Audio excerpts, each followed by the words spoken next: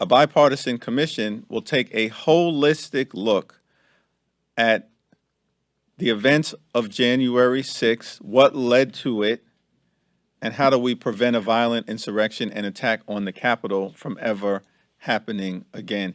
In the aftermath of the December 7th, 1941 attack on Pearl Harbor, America had a bipartisan review and commission.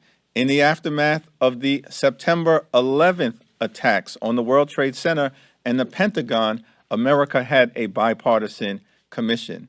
In the aftermath of the January 6th violent insurrection and attack on the citadel of our democracy, it seems reasonable that America should have a bipartisan commission to ascertain the truth and present it to the American people. It's hard to take Kevin McCarthy seriously at this point. It's just hard. He can't take yes for an answer.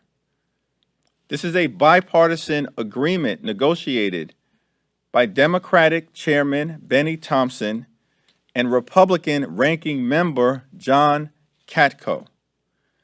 They raised several issues in terms of the discussions that have been occurring at the outset as critical ones important to the Republican conference.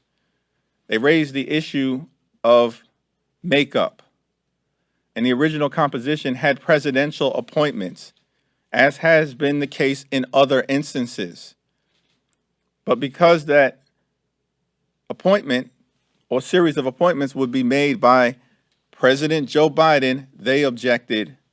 We agreed to make the commission evenly appointed by the legislative leaders.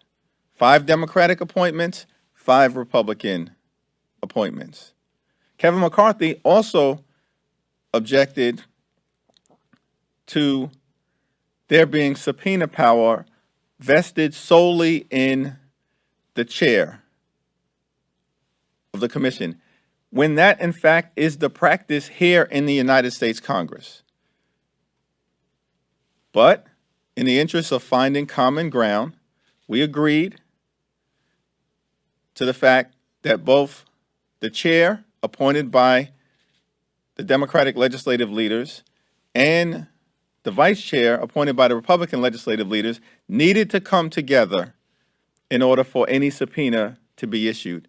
I don't know what Kevin McCarthy is afraid of, but we agreed to that particular concern. But we cannot yield on scope because this is the January 6th commission.